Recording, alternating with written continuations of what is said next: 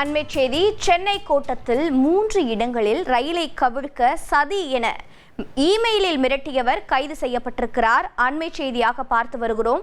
இது பற்றிய விவரங்களை செய்தியாளர் சாலமன் வழங்கிட கேட்கலாம். சாலமன் வணக்கம். இந்த நபர் யார்? இவரின் முழு பின்னணி என? தற்போது கிடைத்திருக்கும் தகவல்கள் என்னென்ன? தெற்கு ரயில்வேவின் சென்னை அலுவலகத்திற்கு இமெயில் மூலமாக நேற்று ஒரு மிரட்டல் கடிதம் ஒன்று வந்துள்ளது.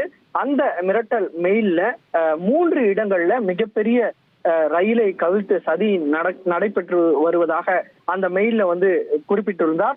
இந்த தகவலின் அடிப்படையில் சென்ட்ரல் ரயில்வே போலீசார் உடனடியாக வழக்கு பதிவு செய்து இந்த மெயிலை அனுப்பிய நபர் யார் என அந்த மெயில் மூலமாக பதிவு செய்த நபரை வைத்து கண்டுபிடித்தனர். குறிப்பாக கடப்பாவில் ஜெயராம் என்பவரை சென்ட்ரல் ரயில்வே போலீசார் கைது செய்தனர்.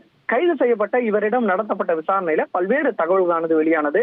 குறிப்பாக வெறும் 10ஆம் வகுப்பு வரை மட்டுமே படித்த இவர் ஒருவரை திருமணம் செய்து கொண்டு KFC-ல வேலை பார்த்து வந்துள்ளார்.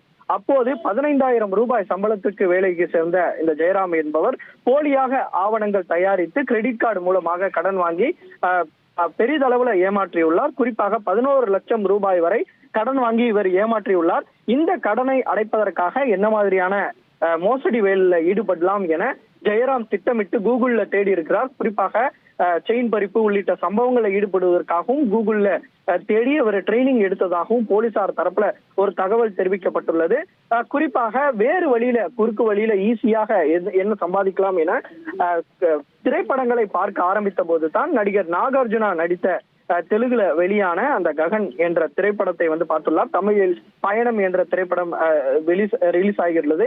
அந்த திரைப்படத்தை பார்த்துத்தான் இந்த வெடிகுண்டு மிரட்டல் சம்பவம் வைத்திருப்பதும் விசாரணையில தெரிய வந்துள்ளது.